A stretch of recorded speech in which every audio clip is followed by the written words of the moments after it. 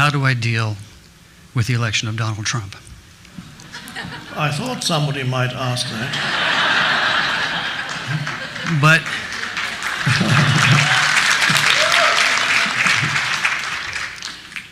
but last night I listened to you. I listened to you at my home here in San Diego. And what you told me and what I've done, and Donald has helped me, he's made me go deep very quickly. Okay? And he is going to be my spiritual practice for the next 4 years. And you helped me with that to understand, instead of saying, you son of a gun, I don't like you, I don't want you to be there, why are you there, this is impossible, it must have been some sort of alternative fact, okay? It isn't, it wasn't, but that's okay, because I'm going to accept it, and it's going to be my spiritual practice for the next 4 years. Thank God. It's wonderful. Now, my question. The part of when you say, life is the dancer, and we are the dance. I didn't grasp it, and you being here in front of me is the most joyous thing in my life to have you answer that. It's Thank you. And first of all, thank you about what you said about Donald Trump. That is very helpful. I hardly need to answer any more questions about Donald Trump because you've said it already. Thank you. The acceptance of what is, because that's what is. You can't argue with what is. That is what is. Not being, I'll just talk for a moment about the first part. That wasn't the question, where you beautifully told us your realization. To use any condition, we talked about the comfort zone, so there's also collective comfort zones that people want to be in. You are drawn, for example, to the news sources that correspond to your beliefs, the conditioning of your mind. So you don't want to be taken out of your comfort zone, and this happens, life does it to you, it does it to individuals, and then it takes entire groups of people out of their comfort zone, which has happened here. And this is a relatively minor way of being taken out of their comfort zone. People in Syria are being taken out of their comfort zone in a much more violent way than what's happened here so far. So people experience collectively these upheavals, and it's also need to realize that if possible,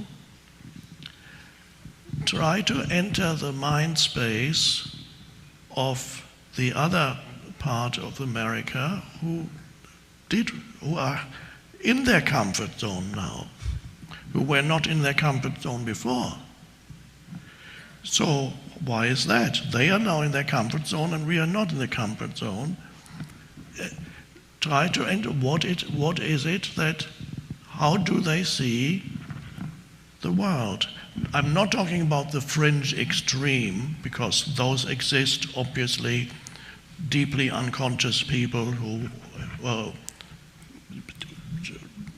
there's not much one can do there, but it wasn't just the extreme, the extreme fringe that brought him into power. There were many ordinary humans who genuinely felt that deep change was needed, and then he happened to be there and represented it.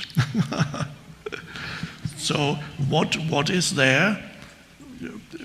I listened to Marianne Williamson, who is much more engaged in politics than I am, and she even ran for Congress. And she went to some events in Washington soon after the election, and she talked to some supporters of Donald Trump, and in a very open way, and those were not deeply unconscious people that are on the fringes, And and they said to her, "You didn't vote for him, did you?" And she said, "No, I didn't." And she had a human interaction beyond the mindset of those people. So she was able to reach these people. So not to demonize half of the population, so because it's not that simple. There is unconsciousness on both parts of the population. So hold it all in that space of awareness and do what, if you feel you need to take action, make sure it is not a reaction that comes from anger, because the more you're motivated by anger, the more you contribute to the unconsciousness. If you see the rising of unconsciousness in here, don't contribute to it and become angry because unconsciousness is rising. Because then you become what you are fighting against. You need to be very careful that you do not become what you are fighting against. And this happens, for example, when people start smashing up places, destroying property and cars, because they're wanting to fight the fascists. So don't become that. So stay conscious, and then you disseminate information, talk, create your YouTube channel if you feel you have to, and explain how you see it in a loving way. You don't need an angry YouTube channel, there are enough of those already. So you don't need to add another one. And then your question is... life is the dancer, yes, and we are the dance, which is okay. opposite of what we would think. Okay. The dancer is the consciousness, and life as it unfolds in the world of form and multiplicity on this planet and in many other places is the dance of life. The dancer is who you are in your essence. The dancer is God ultimately, the one consciousness. You are the one consciousness.